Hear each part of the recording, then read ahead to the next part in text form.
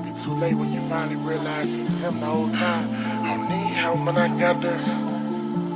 Yo, man, I need help when I got this. Yo, Chauvin, this beat Look, knocking. I need help and I got this. Heard they been loving the way that I pop shit. No hating niggas wanna stop this. Quality work like I'm the one to shop with. Don't mean to flex when I drop shit. Everybody talk to know I do not miss. Send me a check, I'm about profit. Give me some time that I can get your blood lit. Know they wanna be in this position. Let me switch it up before they come adopt this. I don't give a damn about opinions. Fuck you and your feelings before you even pot lips. So my son of money told him live when you banks and we gon' get this here regardless. Take pride in all that you accomplish. Nigga play with you bomb shit. We don't respond to none. What's going on, everybody? Welcome back to the Kill Podcast. This is season 3, episode 13. 13? Yes. Meek in the background. What is it? Meek in the background. 13, right? 13. 13? Yeah, 13. Shout out our engineer. Shout out our engineer MiqueOnTheMix, aka Meek in the background, because you're just gonna keep hearing his voice in the background. Yeah. We back, Mitches. We back, season 3, episode 13. How y'all gentlemen doing? I'm ignoring it. You see, I'm ignoring it. I'm trying to push past it. And I'm laughing. Because it's not about to be a thing. I'm laughing to make sure it's acknowledged. If you laugh at it, it's going to be a thing. Then it's going to be a thing. All right. What's up, Mitch? What's up with y'all, man? As you can tell, I'm not in the studio, right? And that is because of none other than coronavirus. The vid. Got that vid, baby. Unfortunately, I got that vid. Now, I have finished my quarantine period. This was over 2 weeks ago, but as it's pretty common, that shit. As it's pretty common, his nephew told me, because it's a virus, it don't really go away like an infection do. So I keep testing positive, even though I don't have no symptoms. And because I'm testing positive, we try to be safe. So that's why you see a Mitch in the bottom corner or wherever you see me or hearing me from. You can't get that what? You got the positive, the neggy. Yeah, I can't get that neggy. I'm trying to get that neggy, Slim. All I need is the neggy, Slim. Hey, yo, I thought you were talking about sex, Slim. I ain't not know you were talking about. No. I heard necky, Slim. I ain't gonna lie to you, Slim. Yeah, it did sound wild. Yeah, I thought that was a while. Yeah. What's up with y'all, though? It's been a while. It's been a couple weeks since I last episode. How y'all been doing? Everything okay? Thing, different draws. Same thing, different draws, nephew? Yeah. You got some news. I don't know if you want to share it, but yeah, I got two badass kids now. Nephew is celebrating the recent birth of his second child. So congratulations to you.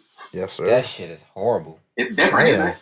Yeah, bro. Like my 3-year-old is like attention demanding. Oh, snap. Which is cool though, cause I don't be tripping. I don't really like. I don't get me wrong. I love my kids, bro, but I don't like babies. So the fact that my 3-year-old can do shit, bro, I be like, bro, let's go. We gone. Let's leave these motherfuckers. That's your man. Yeah. Slim can't even walk yet. But it worked out. Yeah. They say the second is nothing like the first. Like even if you had a first and you think you're ready, the second is gonna be different. Like there's no. It's just different. It's not. It's just different personalities, different everything. No, exactly. I mean I don't know yet, bro. Like to be honest with you, both my kids when they was first born, they didn't like me. Like my newborn don't like me now, bro. My 3-year-old didn't like me when he was 3. Bro, when I first met you, I didn't like you either. That's fine, but I grow on you. I can't say that. I grow on people. It's okay. I can't say that. You learn to love me. I feel like nephew's always been solid. I always recognize his. It's a learning curve. The learning to love a nephew. Like pure dickhead at heart. Like I can. But I fuck with that though. I think that's why I didn't look at you like. Like I don't like this nigga. I want them like I can get under your skin and press them motherfucking buttons real good if I want to. Well, that's I be mad at my business. That's a real nigga. All right. Into the show. Real nigga alert. So first topic, we're gonna bring it down just a little bit for a half a second, but we do want to say rest in peace to DMX, living legend, one of the greatest people to ever walk the earth. I'm not gonna put rapper on his name. I'm not gonna put Black Rob. Oh yeah, it's a few. And Shock G. And Shock G and Black Rob. Rest in peace to all of these staples in hip hop culture, not just in hip hop culture, but just stand up gentlemen. Culture in general. Your man Shock G said, "I'm the one that put the satin on your panties." That's a bar? Yeah. What? And I get around. Oh, okay. I don't know the bars and I get around. You don't know Shock? You never listen to Shock G? Yes, I've listened to Shock G. Shock G has been played around me. I ain't never sat down and went through a Shock G playlist. And if we being real as well, because we're gonna give him his flowers, Shock G was an amazing artist in himself, but low key he's the one that brought us Tupac. Digital Underground. Yeah. Tupac was one of his roadies. Like he used to dance and stuff on the stage. Yeah. He brought us Tupac. Oh yeah, so he's responsible for even more of the. It's like that. You know when you play that stat in basketball, points responsible for. Yeah. You know what I'm saying? It'd be some niggas that have a whole lot of points per game, but then it'd be other niggas like your Russell Westbrooks and stuff who be having points responsible for, and that's they assists, that's they scores off of rebounds and all that kind of stuff. So, bro, Shock G broke down like for the longest. I used to say, man, Pac is better than Biggie, bro. Like Shock G sat down and was like, yo, like if you want to be honest, like rapper wise, Biggie's a way better rapper. I feel the same way. But way. like if you listen to if you artist wise, like and just as a kind hearted person like at heart, bro, like and got something to say, Pac is the better speaker. Yeah. Like and once that happened, bro, like it just like took them two artists to a whole new level. To me, you can't really compare the two. Like I know they can compare because of the whole East Coast West Coast beef. They both died within the same year. Here's my thing about it. Same thing with DMX though. Like these dudes is from Baltimore. Like that East Coast West Coast bullshit is fake. Wait, like X is from Baltimore? Yeah, DMX from Baltimore. He not from New York for real, bro. He was stepping in Baltimore first. I ain't know that. I thought he grew up in Yonkers. But Tupac's from Baltimore. Yeah, for sure. Like, come on, Biggie from New York though, right? Yeah. Brooklyn, yeah. I didn't know X was from Baltimore. Yeah, I'm pulling up his wiki page. We gotta be 100 on that. He was a stepper in Baltimore. No, it's true. He was see, Meek in the background. Meek in the background from Baltimore. He went up. Meek in the background. Meek stamped it. No, he not. But he from New York. But he was out here too. I think he was born out here, but like back and forth. Damn. Various. I don't know how much y'all trust Wikipedia, but Wikipedia quotes with various accounts giving his birthplace as either Baltimore, Maryland, or Mount Vernon, New York. I'm taking Baltimore. Boom. Either way. And we have a Baltimorean. You put stepper and Baltimore in the same sentence, I run with that. We got a Baltimorean. I don't trust them New Yorkers. Me playing stories like circulating around like he was really out here. Like, yeah, I believe that. Outside, like, I believe that. Shout out to Meek in the background. Shout out to Meek in the background. All right. He said one of his songs. Let me holler at you the Baltimore shit. He did. Y'all got any DMX memories? DMX music memories? I know. For me, I got one for sure. I don't want to start because y'all know how I started with hip hop. But even with me not being like having any hip hop upbringing, I'm gonna go first. You ain't gonna let me finish? No, I mean, you just said you didn't want to start. You about to start. Go ahead. I'm gonna start, yo. What you got? This nigga in the movie Cradle to the Grave ran up the wall when he was getting chased by the two Rockwallers. Ran up the wall and did a backflip in some butters, bruh. Like, are you, bro? That's culture. That's culture, bro. That's culture. Two Rockwallers was chasing. Who was that? Was it Jet Li? I think that was Jet Li. Him and Jet Li was getting chased by two Rockwallers, bro. This man did a running up the wall backflip in butters, was bro. Aaliyah in that jump too? That was Gabrielle Union, bro. Oh, Aaliyah was in Romeo Must Die, right? I don't know. Yeah. But bro, nobody is running up the wall and doing a backflip in butters. Double sold butters, bro. And those wasn't CGI butters either. They wasn't fake butters. Those was real butters. Yes. Those was real. Butters. Wasn't no stunt double or nothing. His butter is Mitch hoodie and shorts. That was funny. Cruz, you going, man, you reaching. I can't even see his whole fit. You gonna keep going on you. That's all right, man. Hey, shout out, while we here, shout out to Pack World Chocolate City. Absolutely. Hey, yo, they job beefing with me. I was supposed to come pick up a sweater. Oh, yeah. It's okay. But they got, look. They gonna have another event. They ain't done, so you gonna have another opportunity. They keep DC Black. They keep DC Black. No, that's the jump with the dollar bill on the back. Mm-hmm. Yo, that jump is crazy, bro. Yeah, shout out to Pack World and they new design. Absolutely, I give them money for that one. Yeah. Yeah, because I ain't gonna be. I'm gonna be honest with you. Me and Mitch got a sweater together, and you ain't got it. So when you going to get it, let me know. I see the bread. That's fine. I was gonna wear it, and then Mitch was gonna wear it, but we ain't been here for a while, and we was gonna make you mad. But I figured, man, you can make him mad, so that way. I bet. Now we can make him mad. I'm cool with it. When we making me mad, I'm like, oh man, fuck that shit. But I'm here to gang up on Mitch. Like that's what I'm here for. Okay, I'm cool with that. And I just play the fence. Yeah. There we go. Go back and forth. I heard you the worst type of nigga, though. He the worst one, ain't he? I'm telling you. He the worst one. Cruz, you got any DMX memories, man? Yeah, I got introduced to hip hop through DMX back in like 96, 97. My father, you make little store runs, like mall runs with your parents and shit like that. The time I think I was the only child. My brother wasn't born yet. My mother was going to JCPenney, and my father was like, "We're not going to the fucking store. We're gonna stay in the car." That's I don't think he said we're not going to the fucking store, but it was like he was saying it without saying it. It was that energy. I feel you. Yeah. So we in the car, whatever. He turned on the DMX album, and it was fuck song was it? It was Stop Drop. That jump. I think that's Rough Rider anthem. That's Rough Rider anthem. Rough Rider's anthem. Yep. And at the end, I used to always love me being me. The end when a little machine gun go off and he says, "Talk is cheap, motherfucker." That was my favorite part. And I used to try to repeat that shit all the time and get in trouble all the time. But X is really how I got introduced to hip hop. Like, yeah. That's my story. I mean, that's why I appreciate him. He was always real. My go-to song whenever I'm going through something, is Slipping. I'm falling. Yeah. Can't get up. Yeah, that's my I didn't shed many tears of that song. Nah, I was even blessed enough to see him in person. My shit from him is that motherfucking what these bitches want from a nigga. That's my shit. Yeah, I like that. That shit crank. That shit cranks. My only thing was, I remember like running around. I don't even remember what year it was, and that's why it's weird for me.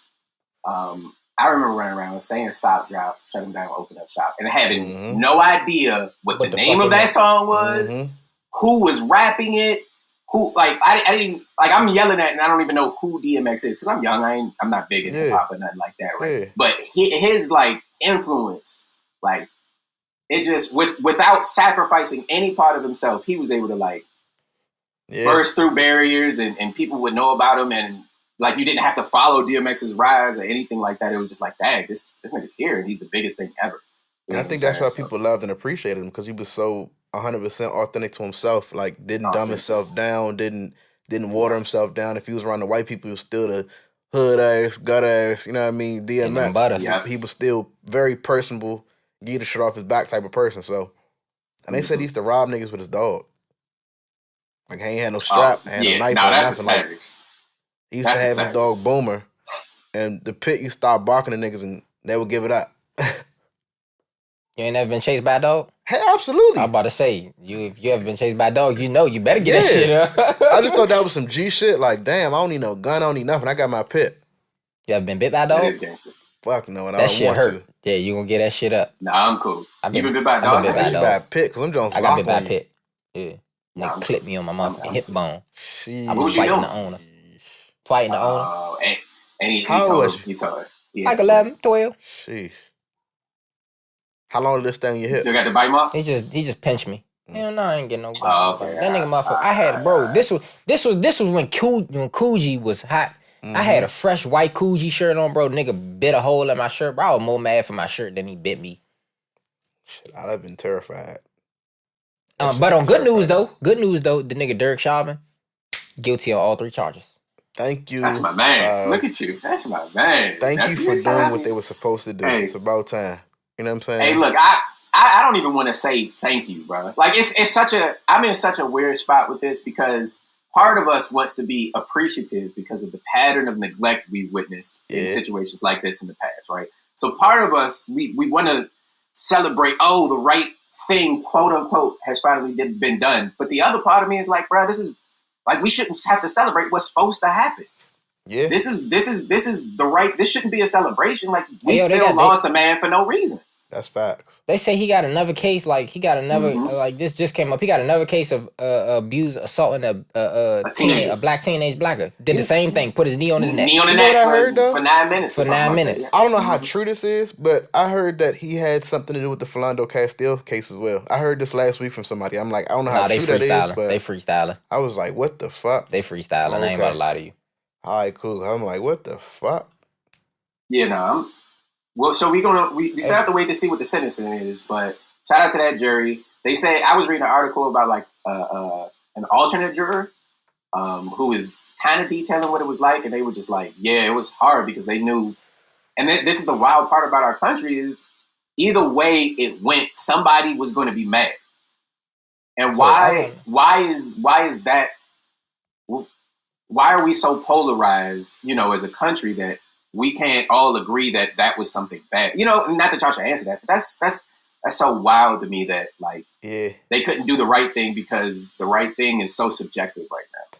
But I mean, if you look at it from this standpoint about people being mad, I think that there's more fear, unfortunately, in the wrong side being mad and what they'll do than, black people and how we feel being mad, because we've been mad for centuries and we've revolted, we've burned shit down, we've done all that and nothing's changed. You gotta look at it like this. You burn shit down. People got insurance for that shit. So burn it down. All you gonna do is put more money in their pocket. And they're gonna build it right back up.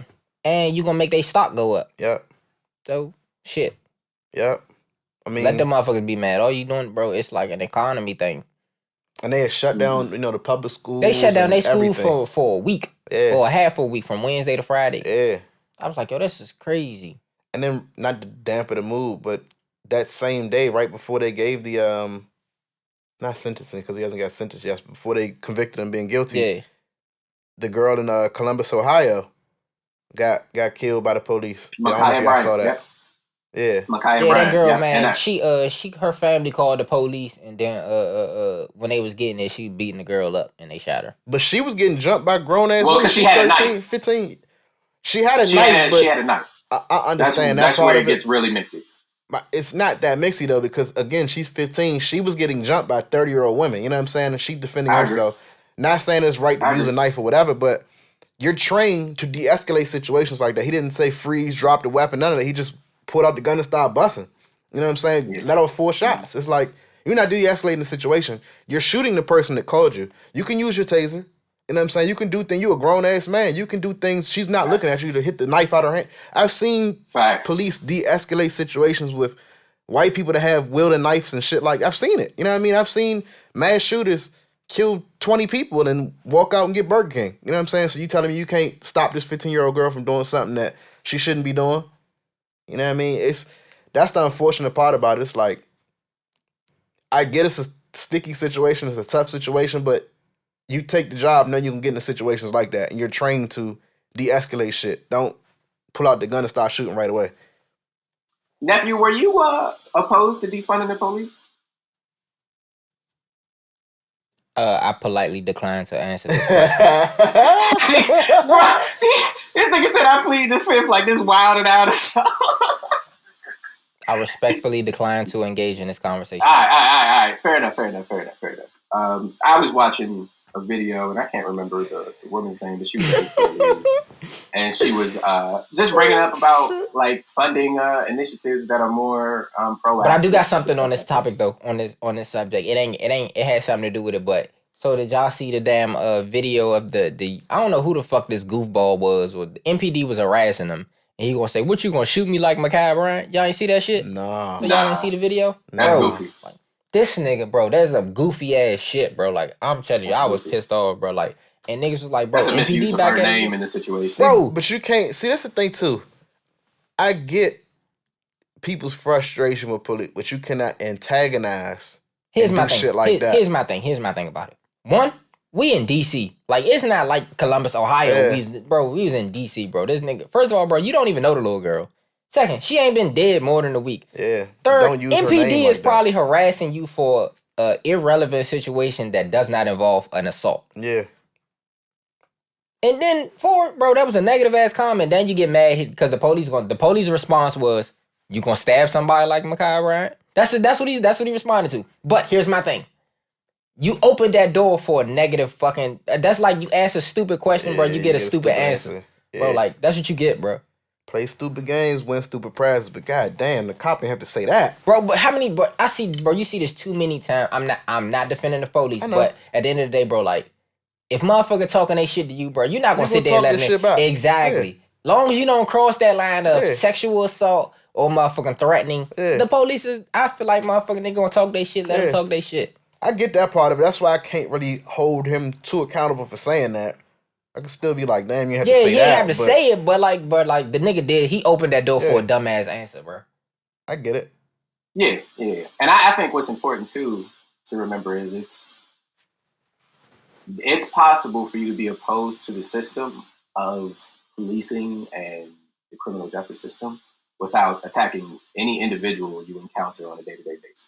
Absolutely. Simple, right? I think the problems we have are with the system, and you can't really talk to a system. Any one person is just a piece of it, and they can only contribute for so much. So I empathize with people's disdain for the system and anyone who volunteers to be a part of it, but there's no benefit to taking it out on any individual member, right? Focus your disdain, focus your upsetness, your dissatisfaction at the system, and do something actionable that actually makes some change. You know, find a petition, find an organization to support and donate to.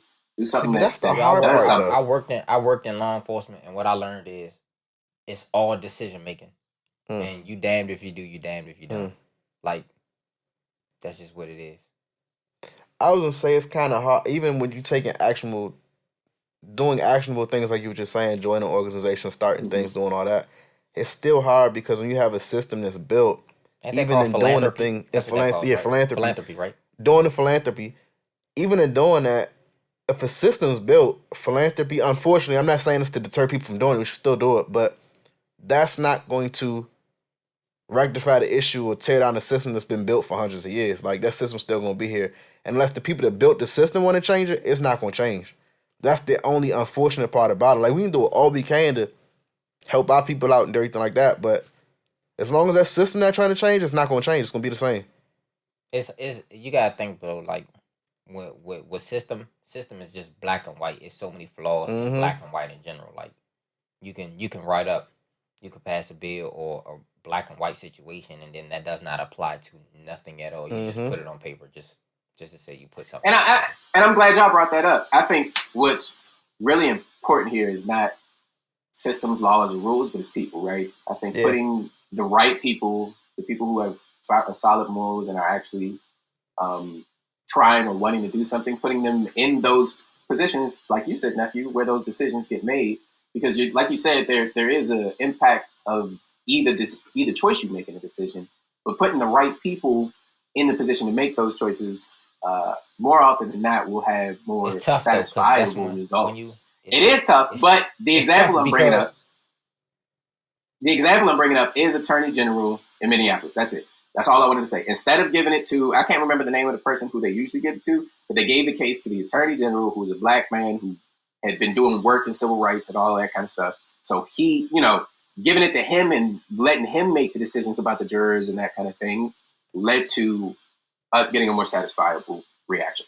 But but in general though, it's tough because when you look at people when you look at the powers that be, it's due to seniority.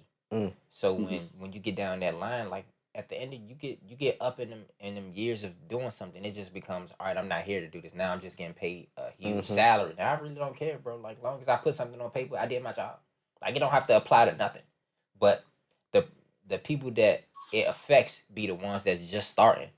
So me having seniority and put me there, bro, I'm getting top dollar. I can care less. Like, that's how seniority works, bro. Like, it's the longer you be there, the less you do. Yeah, when people pockets are, I don't know if I'm using the right phrase, but when people pockets are vested in, aligned or whatever, unfortunately, it makes it harder for people to do the right thing and have empathy because, like you said, if you got the money, when I'm worried about something, when I'm not having to deal with this shit on a day-to-day, like, I got my money, I do what I got to do, I got my check, I'm living in a neighborhood, I'm living in a neighborhood that's, like, over here, and y'all over here type shit, so what the fuck, like, bro, like, I ain't got to worry about the shit y'all going through. People with seniority, bro, they living, like, you can tell a person that's been here for you, that been in this situation for years, and then a person that's just starting out, bro, like, niggas getting their fancy cars and go home and don't gotta lock their doors at night, bro. This bring me to the next point, though. Obviously, there's racial issues in America, but I don't think America's issue is black and white or race. I think America's issue is class. I think the distinction of class, unfortunately, certain races fall in lower classes and other races fall in upper classes, but it's a divide in that, and that's what's causing the clash and shit like that. It's beyond race. Like, obviously, race is there. Racial tension, racial issues are there. Like, that's never going to go until there's a change. But the biggest foundational thing of it is class. Yeah, and they were. I think that the biggest the class that is the most influential with it is that middle class. That like it's a gray line for being a middle class. Like, what is the real definition of a middle class person? Like, I can have a job and got my own car and have my own place that consider me middle class, bro, but I'm broke as fuck every day, bro. Like, how am I still middle class? Yeah, and Cruz, they're interrelated, right? A lot of what's been done was intentional because they, and by they I mean those in power, they saw that they were only going to be able to limit power based on the concept of race for so long. So they began pre-work in adapting the constraints that they were making on races to now we're going to constrain these classes and we're going to make sure that the majority of these races that came into play. Right. And we're going to make sure the majority of these races end up in these classes. So that way we can't say we're not doing it on race. It's just a money thing. But it was intentional. It was thought out from the beginning, and the two are still a married conversation, if you will. But yeah, a lot of people fall into the race conversation, don't step into the class conversation, and there isn't much progress being made. I feel like class is just. I feel like when you talk about class, though, class is just the umbrella of everything. Yeah, it is. No, it is. It's an ultimate aggregator. Did you guys see? Have you guys seen the response to LeBron saying something? Didn't LeBron say accountability? Didn't he? It was the accountability. It was the first tweet, right? It was the first tweet. I think he tweeted a picture of the officer and said, "You're next," and then hashtag accountability. What? And then he deleted that was the one. That was the one that was the female that accidentally shot the dude with the taser. I mean, with the gun, and she said it was the taser. That was that tweet, wasn't it? I don't think so. I think this was related. I think what I read was related. I know what you're talking about, but was it an accident? Because a taser and a gun is two different things you can tell. Yeah. Oh, the female officer who I think, said she reached for a taser. It may have been. That's the unfortunate part. It's so much of this going on. It's so many motherfuckers. Police. Yeah. Yeah. How do we feel about him? But yeah, so a bar owner was like, "I'm not going to play any more NBA games." He said the whole NBA. I don't know why you would say the whole NBA, but he said he's not going to play any more NBA games in his bar until LeBron has been removed from the league. Well, fuck your bar. Who gives a fuck? They said the same thing about the NFL. The NFL is still thriving. You know what I'm saying? Like, bro, that's one bar out of 1 million bars, bro. Like, your bar don't matter, bro. If one less racist person is watching, not watching some shit that bro, black your bar is going to go out of your bar is gonna go out of service before the NBA do. Because niggas go to bars to watch sports and do shit like that and drink and have community. Who the fuck want to go to a bar that's watching Happy Days and Good Times? Not Good Times. They don't watch Good Times because they obviously racist. Happy Days and what's the shit? Glory, whatever. I don't know. Stupid shit. They're gonna be playing hockey and baseball in there pretty much. Believe it or not, I actually like hockey and baseball. Baseball taking the same stance as NBA now, though. Hockey's not, but baseball is. I like hockey. Not to shit on nobody's point, but I like hockey. I think the bar owner's only problem is that LeBron James is a racist pig. LeBron James is the biggest athlete in the world, which means he has a lot of following, and he's being political about it. And the guy respects LeBron as a basketball player, which is why he said he just wants to see him play basketball. He doesn't think of him as a political commentator, right? Which isn't. I'm not saying that's right, but that's his viewpoint of him. So he's like, I don't really want to hear LeBron talking about politics. And I'm gonna bring it back to something though. I'm gonna bring it back to that class situation, right? Because this week it came out that LeBron is going to this year, I think, become a billionaire. And when he first started off, obviously he was making millions and shit like that. But once you hit the billionaire, once you hit that B, it's like you're in a different tier of like influence and class and all that. And people can't stand that LeBron has that influence now because he has the money to have these relationships with people at the top. And we are back. I have been getting zoned on relentlessly for the past 5 minutes for my completely yellow outfit. Shout out to Pack World. We are moving forward with the show. All right, nephew, you've never seen Snowfall. Damn, I'm hungry. I'm mad at Sunday. I watched Snowfall. Don't do that. Don't do it, Cruz. Where you going with some? You want to get some nuggets with some honey mustard sauce? All right, my fault. Snowfall. No, if you gonna crack the joke, explain it to him. Don't have him just sitting around looking like, what are they laughing at? He got it now. All right, whatever, bro. Snowfall, nephew, you've never seen it. No, I watched Snowfall. I just haven't seen the new season of Snowfall. Okay, you ain't seen the new season. Cruz, you finished it. You binged though. You watched the whole thing. In 3 weeks. All 4 seasons. All right, I only got one question for you real quick. We're going to try to dodge around it so it's not too spoilery for nephew. In that episode, all the way at the end, they allude to someone dying. They allude to someone. Well, it's not. Nah, I don't. Was there BS in that episode, Cruz? I don't. Everything seemed. It was. They said the end had no context whatsoever. It had context, but it was still like y'all could have did it better. Okay, so that's BS. Okay. Yeah, that's what I think. Yeah, I think the end resolved a lot of smaller plots, but it didn't add to the larger plot that's going on very much. Other than we know now it's about to get really. The only thing they added to the larger plot is, it's about to get crazy because they changing characters. There's a lot of people coming out and going in. It's like the next season is going to look very different than this season, and I got faith that they're going to keep it good. But I think that's what a lot of people say. Like the big plot, the main plot of what's going on in the show, they didn't really talk to. It was more like this little stuff that characters are going with. Yeah, a lot of loose ends. So what you saying? Somebody alluded to what? Yeah. So they alluded to someone dying at the end of the episode. I'm trying to keep from telling nephew who it is. Mm-hmm. My only question to you is, who do you think should have killed that person? Because I knew that person was going to die, and I thought somebody else was going to kill him. And halfway through the episode, I started piecing together that that's how they was going to do it. But before the episode, I was pretty sure it was going to be somebody in the squad. No. Come on now. I'm about to say, you can't kill a main character. They did with Power, and the shit got horrible afterwards. No. But who you think should? Who you think? I think a lot of people had reason to kill. I honestly don't think that. I mean, I'm gonna be in the minority. And I don't think he's dead. I don't think he's dead either. If that's what you about to say. No, I wasn't even about to say that. I'm gonna be in the minority of saying that. I don't think the nigga should die. Cruz. I don't think the nigga should die. I don't think the nigga should. Man, because he fumbled the money and he did it by himself. Listen, I'm gonna he say didn't this. Talk to nobody. Go ahead. My bad. I'm gonna say this without like giving away shit, but look what this show has done. It has us going against somebody that is for the people and rooting for the fucking CIA. That's the thing. You can't. He's not the CIA. Again, back to what I was saying earlier. He's not the CIA, but he is. No, let me say this though, Cruz. Let me say this though, because he said it too, and I thought it was important.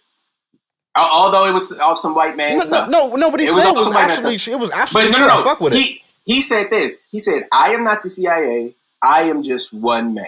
Remember what I said earlier, right? We can have as much hate as we want towards the system, but that any one individual can only contribute. And this is what Reed contributes a lot. He contributes a lot. But he's just one dude with his own... there's no racially malicious intent behind what Reed is doing, even though that's the way he's spinning it. Understood. I totally agree with you.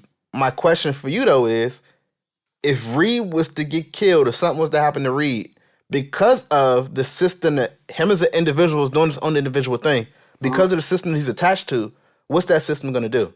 No. They're going to clean up whatever mess that their name's attached to. Yeah. They're going to clean up whatever mess their name is attached to, and they're going to go about their business. And that's why I'm saying, like, we're not rooting for the CIA, like, as a system, but Reed is a part of that system, even if he's doing his own thing. So at the end of the day, he's going to be swept under that rug of the same thing. He's under that umbrella. So, like, it doesn't sit right with me to be rooting against somebody that's, like, trying to fix that. Whether I disagree with the way he went about it or not, like I do disagree with the way he went about it. He should have did it way differently. But at the end of the day, he's doing something for the betterment of the culture, for the people. And you can't really discredit somebody doing that regardless of how they're doing it. I'm doing that without talking about the show. Am I giving us shit away? Does it feel like I'm giving shit away? No, but we got to get in and out because I see nephew has reached his limit of a topic I'm not contributing to. When I seen them hands go behind his head, I wanted to reach through this screen. I'm like, if y'all niggas don't shut up and move on. But I got a question for you, nephew. I got a question for you. Listening, so I'm not. It's not like he got a question for you though. I got a question for you though. I know you seen the old dog bean. We about to get out of here. It's Q for we ready to finish. Did you see the old dog bean? Yeah, the Joey. Which one? He got a lot of them. Where he was walking through the hallways and he was cranking. And he had the ugly faces on and all that. Yeah. All right. So my only question to you is, what song do you remember giving you like that emotion the most? Like you was cranking it a lot in the hallway after. Reaction. Like the week hey, wow, boy. Yeah, you about to start up the train. That was my shit. Hey, Slim, you ain't never seen us have a train going through the hallways, bro? I know you seen us. I do recall. That's what you think, bro? I started that motherfucker. What grade was y'all in? Mitch was in the 11th. 12th. I was in the 10th. Mitch was in the 12th. I was in the 11th. Something like that. Mitch was out of school. I was in the 12th. It was what it is too. I'm old as shit. I'm not. I will never fake to have this extensive go-go knowledge. So I'm sorry that my answer is probably like the easiest answer you can get. But go-go, I didn't have no go-go in my iPod until I heard Power by XIB. And that changed everything. That changed. Then I was looking for songs. Pretty lit too, though. Then I was looking for songs. Yeah. But XIB Power was the first go-go song to make it on my iPod, and I was definitely walking down the hall. And I was like, That's a great song. okay. That'd be the first song. I was like, now I get it. You getting some dances off that joint. Now it makes sense. Yeah. Look at my man. He do know some go-go. No, but I'm saying, that's like 08, 09. That's what I'm saying. We old as shit. You ain't see Meek in the background of the Go-Go's? I did see a picture of him in the back. Meek was in the background of the Go-Go's. He was at the fucking icon. He was at the icon. He was at the fur. I ain't never go-go in my life. He was at the fur. I ain't never go-go in my life. But now she's gonna like. Huh? He was in the CFE. Oh, DC Star. I forgot about DC Star. The La Pearl. The La Pearl. The Manna. The Thai seafood. Ibiza. Ibiza was. What's your song, Cruz? For me it was definitely AAO, Death of the Swag beat. That was like my shit. Death of the Swag beat. This is the slow bounce. We got more bounce. You hear that? Yeah, that was my shit. But nah, seriously, that XIB John Doe, not to cut you off. Nah, you good. That XIB John Doe, like you was getting some ass in the motherfucker go-go that day. And that's the worst part. I never went to a go-go. So as much as I like the song, I could never even like. Hey, you want to know the crazy thing is, I took Jug to the go-go with me one day, bro. It was alright. He changed his life. I bet it did. I wasn't a huge like going to go-go person because like I love go-go, but I wasn't huge on going because I don't like being around shit, bro. I was in the go-go, bro. Them jokes was dangerous too, Slim. Exactly, bro. Like you're guaranteed to get into a fight after the go-go. Yeah, like or some shit's going down. I don't like that. People was looking, bro. I don't like living life on the edge, bro. My hood was so deep, bro. Like.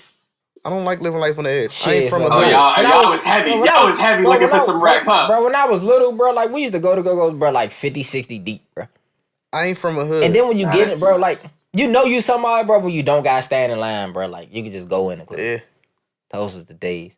All right, how long does the go-go have to go before, like, a fight would technically, like, if the go-go only went the first 30 minutes and then the fight broke out and it was over, you'd be like, dang, y'all ruined it. I ain't get no cheats. But if it went for like 4 hours and then later, so how long do you need to be in the go-go before? A nigga gonna bar fight in the go-go, bro. It's just when they get outside, bro. Yeah. But it also got to depend on these bands, bro. It also got these bands that be stamping these hoods.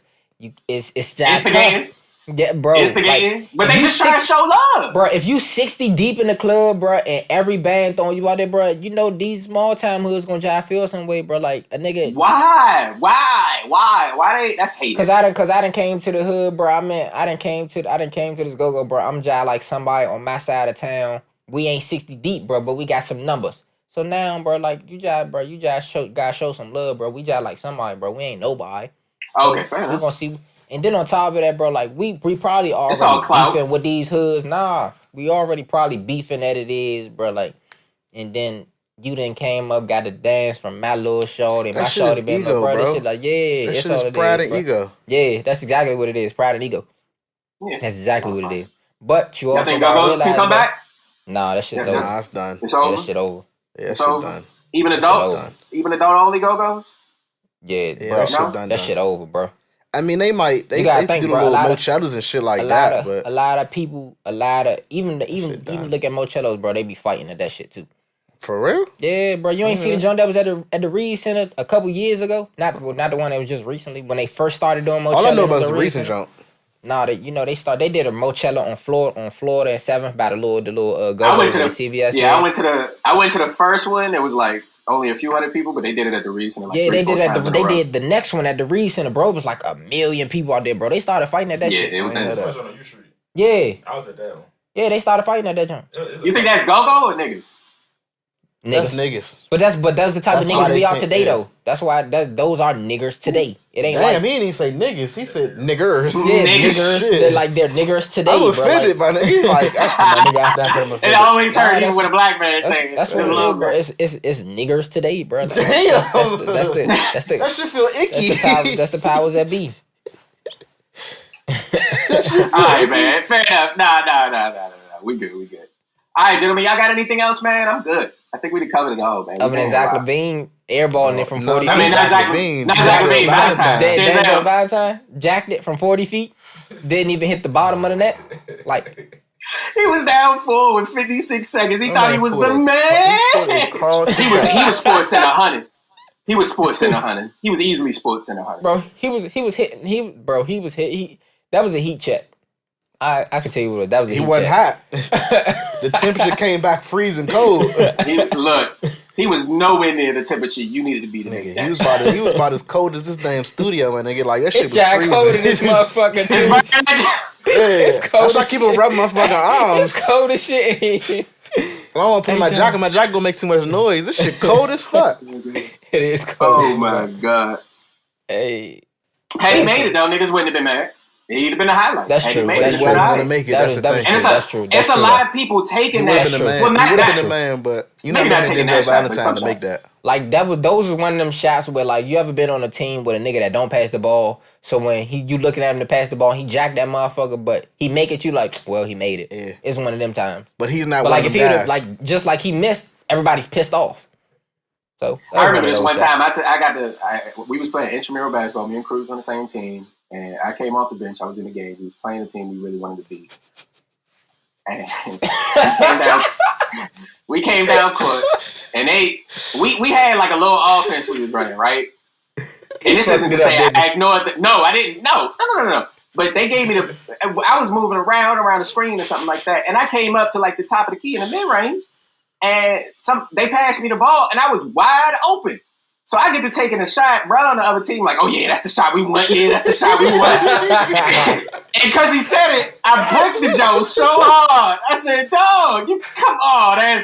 That's something that'll mess your ego up while you shoot. And they can talk about something. Oh yeah, that's the shot we want, bro. He was the free throw line job. Like it wasn't like no 3-point. It was like a mid range. It was a midi. That's the shot we want. I think they let me stay on the court for one more offensive possession, and then they sat me. Hey, that's shoot like Ben Simmons, dog. Hey, that's when the coach, the nigga just came out. He go grab him by the motherfucker. Get your ass in the motherfucker. Go back out. Get him off the court now. And that's what Dennis did. Dennis said, Mitch, get the fuck. It's like, all right, well, look, leave my basketball skills alone. Any of y'all want to see me one-on-one, we can put some money on it. Y'all know how I get down. Hey, bro, put some money on it? I still ain't playing. Oh, we got Mick in the background. Hold on. Y'all heard about the one-on-one with Jimmy and Mike D'Angelo? Who the fuck is that? For the 20K? Who's that? Who is that? Y'all ain't hear about that in DC? Nah, nigga. That was a big game. Who is Jimmy and Mike Who is D'Angelo? Jimmy, he named DC's son on Instagram. He do a lot of shit in the city. You should know who these people is. He a coach. He hoop. Look him up. So they actually good. No, he can shoot. He got. What about the other dude? What y'all don't understand is Meek, y'all like be in the background, but Meek really be in these streets. But Meek is it's Meek on the mix, but it's really Meek in these streets. You know what I'm saying? Like it's Meek is the streets. Meek is the streets. Like he tapped in. You know what I'm saying? Nah, Meek, you gonna have to get a shot for that. You know how niggas say toes are rest? What's his Instagram name? Streets are him. You said what you something Sonny something what? DC son. He's the coach. Y'all gonna let me close the episode? Oh yeah, go ahead. I mean, John like still in the episode though. I'm trying to close it. Go ahead, close us out, Mitch. Yeah, you see, yeah, there we go. You see me? Do what you do man. best. Let me go ahead, the man. closer, just not basketball. I had to throw a zinger. Oh in yeah, there. I know what you're talking about now. Now I'm on his Instagram. I know what you're talking about. Yeah, I seen that. He tough. He can play. So Mitch gonna close us out. Just it can't be a mid range, but hey, look, man, I appreciate it. Go ahead and lay it up for us.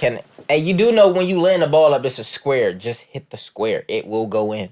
Well, sometimes he hits the square a little too hard, and it doesn't hit the rim of the back. I mean, I'm gonna remove y'all mics. I'm gonna just take y'all. You know I do the post edit. I'm gonna remove y'all mics from this part of the episode. Y'all just gonna be silent, and niggas just gonna wonder why y'all keep talking and can't hear nothing. Well, that's not right. Oh, now you. Hey, look, now alert. look, now niggas. Well, guess what we gonna do? Niggas. We gonna pull a Rory and Maul on you. Y'all just go buggy. It's just gonna be me and Meek sitting down. Niggas gonna wonder what's going on. Good luck replacing us. Look, all right, man. You ain't got an ice and ish. This has been season 3, episode 13 of the Kill Podcast. Thank you, everyone, for listening and watching. Make sure you like the video, subscribe to the video, follow us on Instagram, help our algorithms out. Shout out my co-host. Shout out the real nephew. Shout out Donnie Simpson, aka El Magnifico, aka Cruz Fortune 500 cruise? Fortune 600 cruise. Fortune 600 Get it right. Fortune 600 cruise. Shout out Fortune 600 cruise. Appreciate you. Count it. Shout out our engineer, Mick on the Mix, aka Meek in the background, aka Meek in the streets. AKA Meek is the streets. AKA Meek is the streets. Shout out to Steve Studios for always hosting us. And yeah, until next time, you know what it is. Kill Podcast, baby. We'll see y'all later. Yep. Yo, money call, gotta go. I treat a check like a pot of gold. I'm finna fuck, then it's adios. Back to the money like Vominos. Underlay, Vominos. Underlay, Vominos. Hold not 3, got a lot of dough. Back to the money like Vominos. Money call, gotta go. I treat a check like a pot of gold. I'm finna fuck, then it's adios. Back to the money like Vominos. Underlay, Vominos. Underlay, Vominos. Hold not 3, got a lot of dough. Back to the money like Vominos. It's the most lit and that's worth to my enemies. I'm off that Douce, off of that Hennessy. She wanna fuck, she like Vinaki. She call me Poppy, love her